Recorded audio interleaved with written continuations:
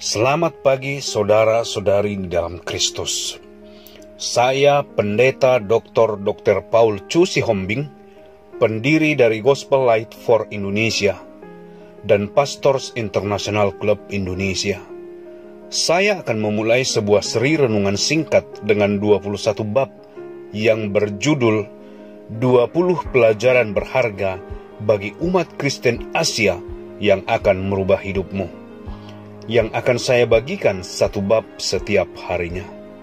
Besar harapan saya, renungan ini akan memberikan dorongan bagi kita, sebagaimana kita menghadapi situasi pandemik di dunia dan secara khusus Indonesia.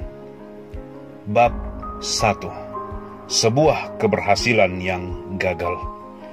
Ketika saya berumur 33 tahun, saya sangat menikmati kesuksesan hidup.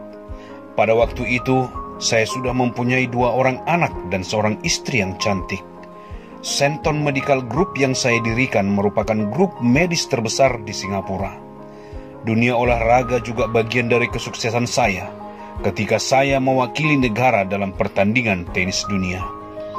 Namun demikian, hati saya terasa kosong, dan herannya, saya tidak menemukan solusi atas kekosongan ini.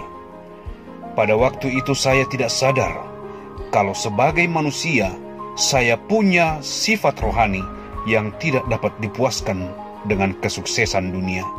Dengan kata lain, sekalipun saya merasa puas secara jasmani dan materi, namun saya kosong secara rohani. Saya bagaikan seorang yang punya segalanya, kecuali makanan untuk mengenyangkan perut. Saya berusaha mengisi kekosongan itu dengan menambah lebih banyak harta kekayaan. Saya punya rumah, mobil, dan bahkan sebuah kapal yang berukuran 14 meter. Saya mengadakan perjalanan wisata dan mencoba segala bentuk kesenangan dan hobi. Saya merokok dan menikmati alkohol. Saya juga memuaskan diri dengan berjudi, namun hati saya tetap kosong. Ternyata kekosongan rohani tidak dapat dipuaskan dengan harta dan materi. Saya bagaikan seorang yang bodoh, yang berusaha memberi potongan emas dan perak ke dalam perut yang kosong dan bukan dengan makanan. Pada waktu itu, saya tidak tahu bahwa hanya Allah saja yang dapat mengisi kekosongan rohani saya. Sepanjang malam saya tidak tidur. Sebagai seorang dokter, sangat mudah untuk mendapatkan obat tidur.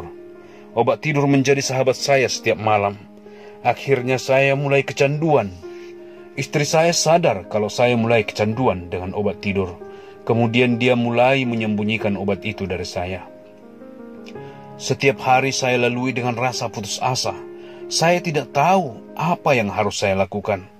Ternyata semua keberhasilan yang saya dapatkan adalah satu kesuksesan yang tidak berarti dan tidak penting. Dari luar saya kelihatan bahagia, tetapi sesungguhnya dari dalam saya adalah seorang yang sukses dalam kegagalan. Kesuksesan dalam kegagalan ini saya lalui selama 33 tahun dalam hidup saya. Sesungguhnya dunia ini penuh dengan orang-orang yang seperti saya, yang sukses namun gagal. Mereka dikagumi oleh banyak orang. Mereka berpura-pura bahagia, dan banyak orang yang tertipu dan mengarahkan tujuan hidup untuk mencari kesenangan dunia dan kekayaannya. Mungkin Anda juga demikian. Definisi yang baik dari kegagalan adalah seorang yang berhasil dalam banyak hal yang tidak penting. Janganlah menjadi seorang yang gagal. Janganlah memberi makan perut yang kosong dengan potongan emas dan perak. Sampai berjumpa esok hari saudara-saudari. Tuhan memberkati.